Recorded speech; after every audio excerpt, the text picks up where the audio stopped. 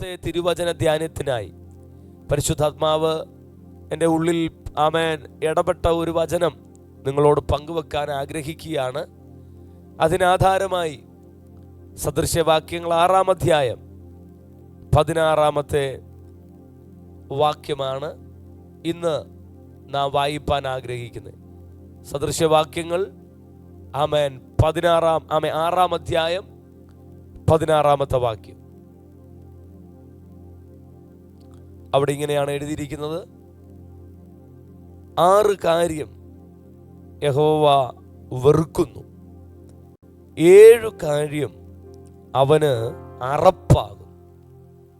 പ്രിയപ്പെട്ടവരെ, നമ്മുടെ കർത്താവ് വെറുക്കുന്ന അല്ലെങ്കിൽ കർത്താവിന് ഇഷ്ടമല്ലാത്ത 7 കാര്യം, കർത്താവിന് അറപ്പ് എന്നൊക്കെ പറയുന്ന വളരെ വിരളമായിട്ടുള്ള വാക്യമാണ് നാം വായിച്ചത്. കർത്താവ് അറയ്ക്കുന്ന, കർത്താവിന് ഭയങ്കര വെറുപ്പാകുന്ന കാര്യങ്ങൾ, അതിനെക്കുറിച്ച് കേൾക്കാൻ എത്ര പേർക്ക് സന്തോഷമാണ്. കാരണം നമ്മുടെ ജീവിതത്തിൽ നമ്മൾ പലപ്പോഴും അനുഗ്രഹങ്ങൾ മാത്രമാണ് കേൾക്കാൻ കൊതിക്കുന്നത്. എന്നാൽ നാം അനുഗ്രഹിക്കപ്പെടാനുള്ള കാര്യങ്ങൾ കൂടെ ദൈവവചനം നമ്മളെ പഠിപ്പിക്കുന്നുണ്ട്. നാം അനുഗ്രഹിക്കപ്പെടാൻ നമ്മുടെ കർത്താവിന് അറപ്പായിട്ടുള്ളത് നമ്മുടെ ജീവിതത്തിൽ നിന്ന് എടുത്തു കളയുക, നാം ഉയർച്ച വീണ്ടും പ്രാപിപ്പാൻ നമ്മുടെ ജീവിതത്തിൽ കർത്താവിന് വെറുപ്പാകുന്നത് മുറിച്ചു കളയുക, അതിനെ എടുത്തു മാറ്റിക്കളയുക. അപ്പോൾ നാം കൂടുതൽ അനുഗ്രഹിക്കപ്പെടുവാനിടയായിത്തീരും. നമ്മുടെ ജീവിതത്തിലെ നമ്മുടെ കുറവുകളെ കണ്ടുണരുന്നതാണ് ഏറ്റവും വലിയ ഉണർവ് എന്ന് പറയുന്നത്. ഉണർവിൻ്റെ ആരംഭം അതാണ്. അത് നമ്മുടെ ജീവിതത്തിൽ സംഭവിക്കുമ്പോൾ നാം പോലും അറിയാതെ വലിയ ഉണർവുകൾ, നാം പോലും അറിയാതെ വലിയ വിടുതലുകൾ, നാം പോലും അറിയാതെ വലിയ ആമേൻ നന്മകൾ നമ്മുടെ ജീവിതത്തിലേക്ക് വെളിപ്പെടുവാനിടയായിത്തീരും.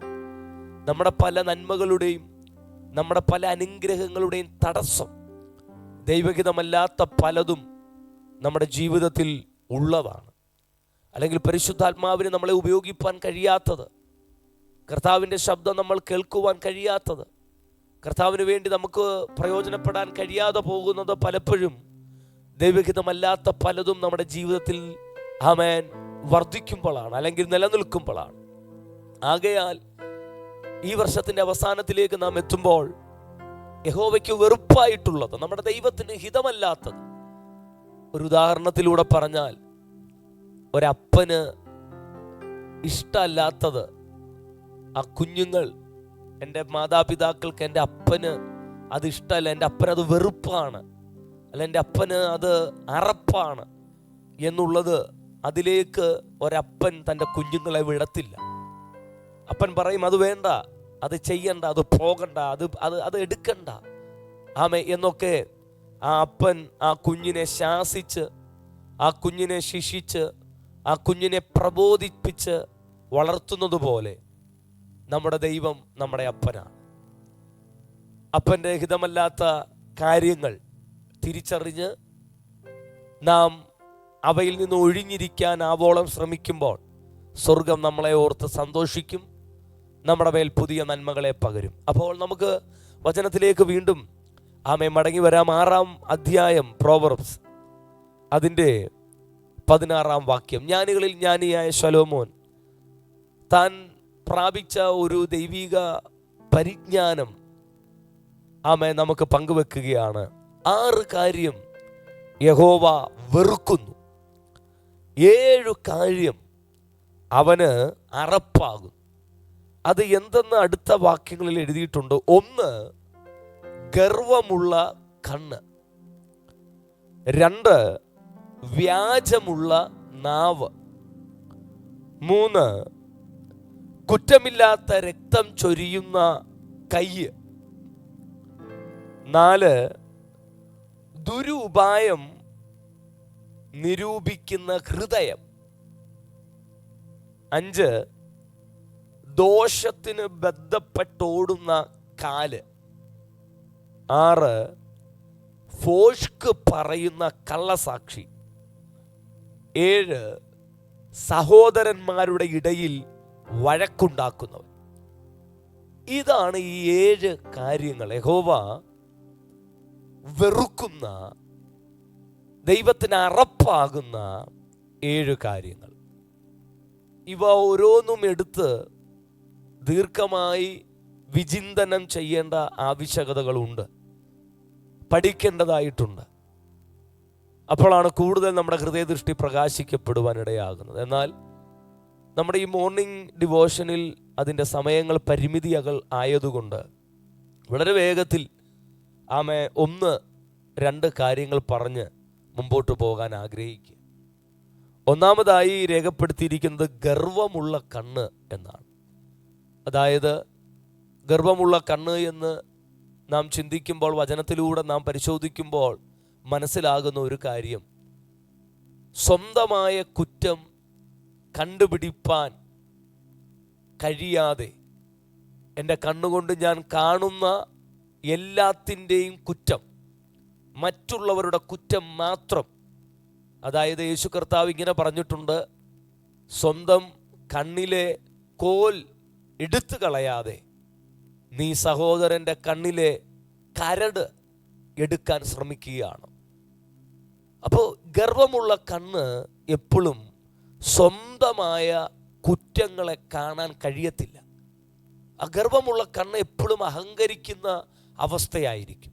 സ്വന്തമായി തന്നിലേക്ക് ഒന്ന് നോക്കാൻ, തൻ്റെ കുറവുകളെ ഒന്ന് കാണാൻ, തന്നിലേക്കൊന്ന് നോക്കി എൻ്റെ കുറവുകളെന്ന് സമ്മതിപ്പാൻ കഴിയാതെ ഗർവമുള്ള കണ്ണ് എപ്പോഴും മറ്റുള്ളവരുടെ മാത്രം അവരെയാണ് ഫോക്കസ്, മറ്റുള്ളവരുടെ മേൽ മാത്രം നോക്കിക്കൊണ്ട് അത് തെറ്റ് അവരുടെ മാത്രം തെറ്റുകളെ മാത്രം പറഞ്ഞ് നോക്കുക, അത് മാത്രം കാണാൻ കഴിയുക. അത് ഒരാത്മീകതയല്ല പ്രിയപ്പെട്ടവരെ. ഒന്ന്, ഗർവമുള്ള കണ്ണ്. ഇന്ന് ഞാനും നിങ്ങളും മറ്റുള്ളവരുടെ നന്മകളെ, അവരിൽ 1000 നന്മകളുണ്ടായിരിക്കെ, അല്ല പോട്ടെ അവരിൽ 100 ഗുണങ്ങളുണ്ടായിരിക്കെ, അവരുടെ 100 ഗുണങ്ങൾ കാണാൻ കഴിയാതെ അവരുടെ ഒരു തിന്മ മാത്രമാണോ നീ കണ്ടുകൊണ്ടിരിക്കുന്നത്? അങ്ങനെയെങ്കിൽ യഹോവയ്ക്കത് വെറുപ്പാണ്. ആമേൻ. നമ്മുടെ ചുറ്റുപാടിൽ, നമ്മുടെ സ്നേഹിതന്മാരിൽ, നമ്മുടെ സ്വത്രം കൂടെ വർക്ക് ചെയ്യുന്നവരിൽ സ്വത്രമൊക്കെ 1000 നന്മകൾ, അല്ല 100 ഗുണങ്ങൾ. സ്വത്രം മക്കൾ അപ്പനമ്മമാരിലേക്ക് നോക്കുമ്പോൾ, അല്ലെങ്കിൽ ഭാര്യ ഭർത്താവിനെ ഒന്ന് നോക്കുമ്പോൾ, ഭർത്താവ് ഭാര്യയെ ഒന്ന് നോക്കുമ്പോൾ, ഒരുപക്ഷെ ജനം അഭിഷക്തനെ ഒന്ന് നോക്കുമ്പോൾ, അല്ലെങ്കിൽ അഭിഷക്തന്മാർ ജനത്തെ ഒന്ന് നോക്കുമ്പോൾ അവരിൽ 100 ഗുണങ്ങൾ ഒരുപക്ഷെ ഉണ്ടായിരിക്കാം. എന്നാൽ ആ ഗുണങ്ങളെ ഒന്ന് അപ്രിഷ്യേറ്റ് ചെയ്യാൻ കഴിയാതെ അവരുടെ കുറവുകളെ മാത്രമാണ് നാം ഫോക്കസ് ചെയ്യുന്നതെങ്കിൽ അത് യഹോവയ്ക്ക് സന്തോഷമല്ല, അത് ഗർവമുള്ള കണ്ണാണ്. സ്തോത്രം. ഒന്ന്, ഗർവമുള്ള കണ്ണ്. 2, വ്യാജമുള്ള നാവ്. കള്ളം പറയുന്ന, കള്ളം പരത്തുന്ന, വ്യാജം. ഈ ബൈബിളിൽ യേശു കർത്താവ് പറഞ്ഞിരിക്കുന്നത് പിശാച് അവൻ കള്ളനും അതിൻ്റെ അപ്പനുമാണെന്ന്. അപ്പൊ ഈ വ്യാജം അത് ദൈവത്തിൽ നിന്നല്ല, അത് പിശാചിൽ നിന്നാണ്. വ്യാജം, ഡ്യൂപ്ലിക്കേറ്റ്. എല്ലാത്തിനും ഒറിജിനൽ ഉണ്ട് എങ്കിൽ ആ ഒറിജിനലിൻ്റെ ഡ്യൂപ്ലിക്കേറ്റ് ഉണ്ട്. അപ്പൊ ഈ സത്യത്തിനെതിരെ അസത്യം, വ്യാജമുണ്ട്. വ്യാജം പറയുന്ന നാവ് അത് ദൈവത്തിന് ഇഷ്ടമല്ല.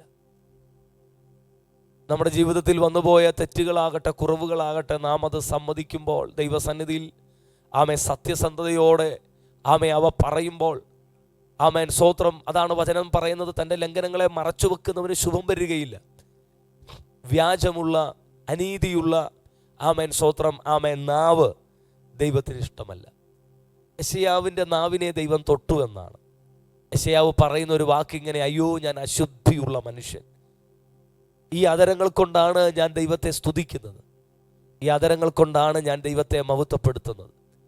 അപ്പോൾ ഒരേ ഉറവയിൽ നിന്ന് മധുരവും അതേ ഉറവയിൽ നിന്ന് കയ്പും പുറത്തു വരാൻ ദൈവം ആഗ്രഹിക്കുന്നില്ല. നമ്മുടെ നാവിന് സ്തോത്രം വ്യാജത്തെ നമ്മുടെ നാവിൽ നിന്ന് എടുത്തു മാറ്റിക്കളയാം. നമുക്ക് 2 കണ്ണുണ്ട്, 2 കാതുണ്ട്, പക്ഷെ ഒറ്റ നാവേ ഉള്ളൂ. ആയതുകൊണ്ട് ഒരു കാര്യം 2 പ്രാവശ്യം കാണാതെ, ഒരു കാര്യം 2 പ്രാവശ്യം നമുക്ക് ഉറപ്പ് വരുത്താത്ത കാര്യങ്ങൾ നമ്മുടെ നാവിലൂടെ പറയണ്ട. 2 കണ്ണും 2 കാതുമുണ്ട്, പക്ഷെ ഒറ്റ നാവേ ഉള്ളൂ. 2 പ്രാവശ്യം ഒരു കാര്യം ഉറപ്പിക്കട്ടെ, 2 പ്രാവശ്യം ഒരു കാര്യം കേൾക്കട്ടെ. ആമേൻ. യേശു അല്ലെങ്കിൽ കർത്താവ് മോശേ മോശേ എന്ന് വിളിച്ചു, ശമുവേലേ ശമുവേലേ എന്ന് വിളിച്ചു, ശൗലേ ശൗലേ എന്ന് വിളിച്ചു.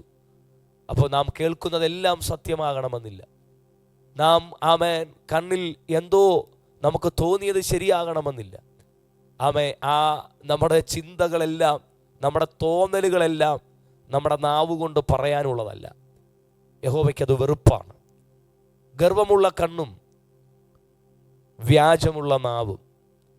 ആമേൻ. അതിനെക്കുറിച്ച് ഒരുപാട് പറയാനുണ്ട്, പക്ഷെ മുമ്പോട്ട് പോകട്ടെ. 3-ാമതായി എഴുതിയിരിക്കുകയാണ്, കുറ്റമില്ലാത്ത രക്തം ചൊരിയാൻ നമ്മുടെ കരം. അതായത് നമ്മുടെ പ്രവൃത്തിയെയാണ് അത് കാണിക്കുന്നത്. കരം കൊണ്ടാണ് നമ്മൾ പ്രവർത്തിക്കുന്നത്. നാവ് കൊണ്ട് സംസാരിക്കുന്നു, കരങ്ങൾ കൊണ്ട് നാം പ്രവർത്തിക്കുക. കുറ്റമില്ലാത്ത രക്തം, നമുക്കൊരു ലാഭം ഉണ്ടാകും എന്ന് കണ്ടിട്ട് നമ്മുടെ കരങ്ങൾ കുറ്റമില്ലാത്ത രക്തം ചൊരിയുവാൻ, അല്ലെങ്കിൽ അതിന് പ്രവർത്തിക്ക് നാം കൂട്ടുനിൽക്കാൻ ഒരിക്കലും അനുവദിക്കരുത്. അതാ നമ്മൾ ഇന്ന് പ്രാർത്ഥിച്ചപ്പോൾ ഒരു വാക്ക് പറഞ്ഞു. സങ്കീർത്തനക്കാരൻ അങ്ങനെ പ്രാർത്ഥിക്കുന്നുണ്ട് ദൈവത്തോട്, യഹോവേ വ്യാജമുള്ള അധരത്തെ എന്നിൽ നിന്ന് എടുത്തു കളയണമേ. ആമേൻ. സ്വന്തം ദുഷ്പ്രവൃത്തിക്കാരോടുകൂടെ ദുഷ്പ്രവർത്തനങ്ങളിൽ ഏർപ്പെടുവാൻ, എൻ്റെ ഹൃദയത്തെ ഒരു ദുഷ്കാര്യത്തിന് ചായിക്കാൻ, എൻ്റെ കരം, എൻ്റെ കാലുകൾ അതിൻ്റെ പിൻപേ ഓടാൻ അനുവദിക്കരുതേ. നമുക്ക് ദൈവത്തോട് പ്രാർത്ഥിക്കാം.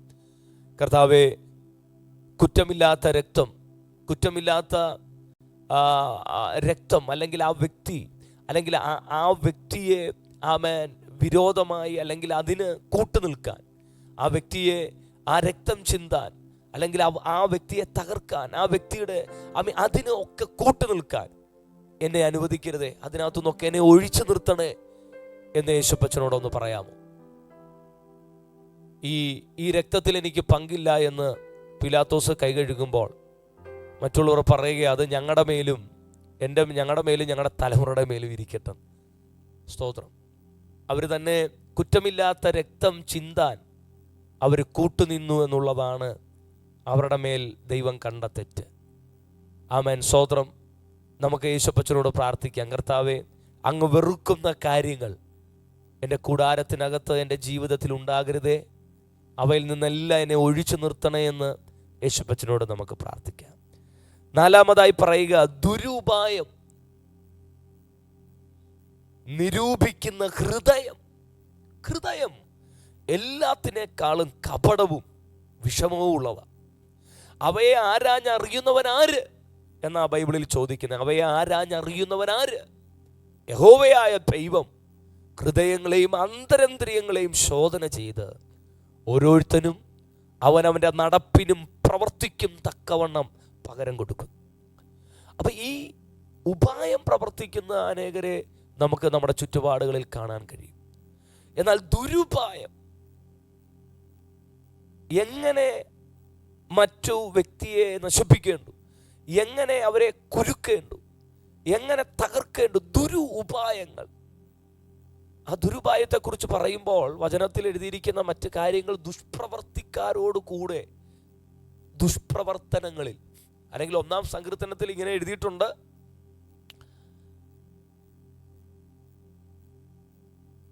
ഒന്നാം സങ്കീർത്തനം അതിൻ്റെ തുടക്കങ്ങളിൽ തന്നെ ഇങ്ങനെയാണ് എഴുതിയിരിക്കുന്നത്, യഹോവയുടെ ന്യായപ്രമാണത്തിൽ സന്തോഷിച്ച് അവൻ്റെ ന്യായപ്രമാണത്തെ രാപ്പകൽ ധ്യാനിക്കുന്നവൻ ഭാഗ്യവാൻ. എന്നിട്ട് അതിൻ്റെ ആരംഭത്തിങ്കിൽ തന്നെ പറയുന്ന മറ്റൊരു വാക്യം ഇങ്ങനെയാണ്, ദുഷ്ടന്മാരുടെ ആലോചന പ്രകാരം നടക്കാതെ. അപ്പൊ ദുഷ്ടന്മാർക്ക് ആലോചനയുണ്ട്, അവരുടെ ആലോചന ദുരുപായമാണ്. അവർ നന്മ ചെയ്യാനല്ല ആഗ്രഹിക്കുന്നത്, ദുരുപായം. അപ്പോൾ അവിടെ എഴുതിയിരിക്കുന്ന ദുഷ്ടന്മാരുടെ ആലോചന പ്രകാരം നടക്കാതെ പാപികളുടെ വഴിയിൽ നിൽക്കരുത്, പരിഹാസികളുടെ ഇരിപ്പിടത്തിൽ ഇരിക്കരുത്. ആമേൻ, സ്തോത്രം. ഇവിടെ എഴുതിയിരിക്കുകയാണ്, യഹോവ വെറുക്കുന്ന നാലാമത്തെ കാര്യം ദുരുപായം നിരൂപിക്കുന്ന ഹൃദയമാണ്. ദുരുപായം നിരൂപിക്കുന്ന ഹൃദയം. ആമേൻ. സന്തോഷത്തോടെ കർത്താവിനെ ഒന്ന് സ്തോത്രം ചെയ്താട്ടെ. ഒരിക്കൽ കൂടെ കർത്താവിനെ ഒന്ന് വാഴ്ത്തിയാട്ടെ. ആമേൻ. ഈ സദൃശവാക്യങ്ങൾ നാം വായിക്കുമ്പോൾ തന്നെ ഇതിനകത്ത് ഒരുപാട് അതിനെക്കുറിച്ച് എഴുതിയിട്ടുണ്ട്, ദുരുപായത്തെക്കുറിച്ചൊക്കെ. ആമേൻ, അതിലേക്ക് ഞാൻ പോകുന്നില്ല. ആമേൻ, നിങ്ങൾക്ക് ആ വചനം മനസ്സിലായി എന്ന് ഞാൻ വിശ്വസിക്കുന്നു. ദുരുപായം നിരൂപിക്കുന്ന ഹൃദയം. കാരണം ഹൃദയം നിറയുന്നതാണ് സംസാരിക്കുന്ന ഹൃദയത്തിൽ നിന്ന് പുറപ്പെടുന്നതാണ് ദുഷ്ചിന്ത, കുലപാതകം, വ്യഭിചാരം. ആമേൻ, അങ്ങനെയുള്ള അനവധി കാര്യങ്ങൾ യേശു കർത്താവ് നമ്മളോട് പറയുന്നുണ്ടല്ലോ. ഒരു മനുഷ്യനെ അശുദ്ധമാക്കുന്നത് അവൻ പുറത്തുനിന്ന് കഴിച്ച എന്തെങ്കിലുമല്ല, മറിച്ച് കർത്താവ് പറയുന്നു അത് ആ മറപ്പുഴയിലേക്ക് പോകുന്നു. എന്നാൽ അവൻ്റെ ഹൃദയത്തിൽ നിന്ന്, ആ ഹൃദയത്തിൽ നിന്നാണ് നിരൂപണങ്ങൾ, വിചാരങ്ങൾ, ചിന്തകൾ, പലതും. അത് ദൈവത്തിൻ്റെ പരിജ്ഞാനത്തിന്, പൗലോസിൻ്റെ ഭാഷയിലേക്ക് വരുമ്പോൾ ദൈവത്തിൻ്റെ പരിജ്ഞാനത്തിന് വിപരീതമായി പൊങ്ങുന്ന ചിന്തകൾ, നിരൂപണങ്ങൾ, സങ്കല്പങ്ങൾ, വിചാരങ്ങൾ. അപ്പോൾ അതാണ് ദുരുപായം നിരൂപിക്കുന്ന ഹൃദയം. ആമേൻ, സ്വതന്ത്രം. അത് കർത്താവിന് ഇഷ്ടമല്ല. അടുത്തത് അഞ്ചാമതായി പറയുകയാണ്, ദോഷം ചെയ്യാൻ ബന്ധപ്പെട്ടോടുന്ന കാല് കർത്താവിന് ഇഷ്ടമല്ല. കർത്താവിനോട് നമുക്ക് പ്രാർത്ഥിക്കാം, കർത്താവേ എൻ്റെ കാലുകളെ നിന്റെ വചനത്തിനകത്ത് സ്ഥിരപ്പെടുത്തണമേ. ജോശുവയോട് കർത്താവ് പറയുന്നുണ്ട്, ഈ വചനം വിട്ട് നിന്റെ കാലുകൾ ഇടവോ വലവോ നീ മാറരുത്. ആമേൻ. കർത്താവ് നിന്റെ വചനത്തിനകത്ത് തന്നെ നിർത്തണമേ. ദോഷം ചെയ്യാൻ ബന്ധപ്പെട്ട് ഓടാൻ എൻ്റെ കാലുകളെ, നിന്റെ വഴി വിട്ട്, നിന്റെ വചനം വിട്ട് പോകാൻ എൻ്റെ കാലുകളെ അനുവദിക്കരുതേ. നിന്റെ വചനം എൻ്റെ കാലുകൾക്ക് ദീപവും എൻ്റെ പാതകൾക്ക് പ്രകാശവുമെന്ന്. കർത്താവേ, എൻ്റെ ഗമനങ്ങൾ, എൻ്റെ ആഗമനങ്ങൾ എല്ലാം, എൻ്റെ പാതകൾ, എൻ്റെ പാദങ്ങൾ നിന്റെ ചുവടിൽ ആകട്ടെ എന്ന് നമുക്ക് ദൈവത്തോട് പ്രാർത്ഥിക്കാം. അടുത്തതായി പറയുന്നത്, ആറാമതായി പറയുന്ന കാര്യം ഭോഷ്ക് പറയുന്ന കള്ളസാക്ഷി. കർത്താവിന് വെറുപ്പായിട്ടുള്ള, അറപ്പായിട്ടുള്ള അടുത്ത കാര്യമാണ് ഭോഷ്ക് പറയുന്ന കള്ള സാക്ഷികൾ. സ്തോത്രം. അടുത്തതായിട്ട് ഇങ്ങനെ എഴുതിയിരിക്കുന്നു, സഹോദരന്മാരുടെ ഇടയിൽ. അപ്പോൾ ഭോഷ്ക് പറയുന്ന കള്ളസാക്ഷി ഉണ്ടെങ്കിൽ ഉറപ്പാണ് സഹോദരന്മാരുടെ ഇടയിൽ വഴക്കുണ്ടാകുമെന്നുള്ളത്. എവിടെ ഭോഷ്ക് പറയുന്ന കള്ളസാക്ഷ്യങ്ങളുണ്ടോ, സാക്ഷിയുണ്ടോ, ഭോഷ്കുണ്ടോ, അത് പറയുന്ന വ്യക്തികളുണ്ടോ, അവിടെ സഹോദരന്മാരുടെ ഇടയിൽ വഴക്കുണ്ടാകും. ഇതാ സഹോദരന്മാർ ഒന്നിച്ച് വസിക്കുന്നത് എത്ര ശുഭവും എത്ര മനോഹരവുമാകുന്നു എന്നാണ് വചനം എഴുതിയിരിക്കുന്നത്. എന്നാൽ സഹോദരന്മാർ ഒത്തൊരുമിച്ച് വസിക്കുന്നതിൽ നിന്നും അതിനെ തകർത്ത് കളയാൻ നോക്കുന്ന ഒരു മേഖലയാണ് ഭോഷ്ക് പറയുന്ന കള്ളസാക്ഷികൾ. ആമേൻ. ഭോഷ്ക് പറയുന്ന കള്ളസാക്ഷി യഹോവയ്ക്ക് വെറുപ്പാണ്. അത് യഹോവയുടെ കണ്ണിന് അറപ്പാണ്. സഹോദരന്മാരുടെ ഇടയിൽ അത് വഴക്കുണ്ടാക്കുവാൻ കാരണമായി തീരുന്നു. എൻ്റെ പ്രിയപ്പെട്ടവരെ, എല്ലാ കണ്ണുകളും ഒരു നിമിഷം ദൈവസന്നിധിയിൽ അടച്ച് യേശുപ്പച്ചൻ്റെ കരങ്ങളിലേക്ക് നമ്മളെ തന്നെ ഒന്ന് ഏൽപ്പിച്ചു കൊടുത്ത്, ഈ വർഷത്തിൻ്റെ അവസാനത്തിലേക്ക് നാം എത്തിയിരിക്കുമ്പോൾ, ഒരു പുതിയ വർഷം കർത്താവിൻ്റെ വരവ് താമസിച്ച് കർത്താവ് നമുക്ക് തന്നാൽ, കർത്താവെ ഒരു പുതിയ ഹൃദയം എനിക്ക് തരണമേ. എൻ്റെ യഹോവയ്ക്ക് വെറുപ്പായിട്ടുള്ളത്, എൻ്റെ കർത്താവിന് അറപ്പായിട്ടുള്ളതെല്ലാം എന്നിൽ നിന്ന് എടുത്തു മാറ്റിക്കളയണേ. പഴയ തുരുത്തിയിൽ അവൻ പുതിയ വീഞ്ഞ് പകരുമാറില്ലെന്നാണ്. അപ്പോൾ എന്നെ ഒരു പുതിയ തുരുത്തിയായി തീർക്കണമേ. എൻ്റെ അപ്പന് വെറുപ്പായിട്ടുള്ള, എൻ്റെ അപ്പൻ്റെ കണ്ണിന് അറപ്പായിട്ടുള്ളതെല്ലാം എന്നിൽ നിന്ന് എടുത്തു മാറ്റി എന്നെ ശുദ്ധീകരിക്കണേ. എത്ര പേർ പ്രാർത്ഥിക്കും? ഇതാണ് നിങ്ങളുടെ നന്മ. ഇത് നാം ചെയ്യുമ്പോഴാണ് നാം അനുഗ്രഹിക്കപ്പെടുന്നത്. അനുഗ്രഹം നാം കേട്ടുകൊണ്ടിരിക്കുക മാത്രമല്ല, അനുഗ്രഹം വീണ്ടും കേൾക്കാൻ നാം കൊതിക്കുക മാത്രമല്ല, അനുഗ്രഹം പ്രാപിപ്പാൻ നാം ചെയ്യേണ്ട ഏറ്റവും ഇമ്പോർട്ടൻ്റ് ആയിട്ടുള്ള കാര്യമാണ് ഇന്ന് പറഞ്ഞത്. എല്ലാ കണ്ണുകളും അടച്ച് പ്രാർത്ഥിക്കാം. പരിശുദ്ധ പിതാവേ, അപ്പച്ചൻ്റെ കരങ്ങളിലേക്ക് അടിയങ്ങളെ സമർപ്പിക്കുകയാണ്. ഇന്ന് നീ ഞങ്ങൾക്ക് വെളിപ്പെടുത്തി തന്ന മഹത്വരമായ വചനത്തിനായി സ്തോത്രം. കർത്താവേ, ഞങ്ങളിലേക്ക് തന്നെ ഒന്ന് നോക്കി ഞങ്ങളുടെ കുറവുകളെ കണ്ടുണരാൻ ഞങ്ങളെ സഹായിക്കണം. എൻ്റെ അപ്പച്ചന് ഇഷ്ടമല്ലാത്ത, എൻ്റെ അപ്പൻ്റെ കണ്ണിന് വെറുപ്പായിട്ടുള്ള, അറപ്പായിട്ടുള്ള കാര്യങ്ങളെ ആമേൻ സ്തോത്രം ഞങ്ങളുടെ ജീവിതത്തിൽ നിന്ന് കുടഞ്ഞു കളയാൻ ഞങ്ങളെ സഹായിക്കണം. നിന്റെ ജനത്തെ അനുഗ്രഹിക്കുന്നു. പ്രാർത്ഥന കേട്ടതിനാൽ സ്തോത്രം. യേശു ക്രിസ്തുവിൻ നാമത്തിൽ തന്നെ പിതാവേ, ആമേൻ.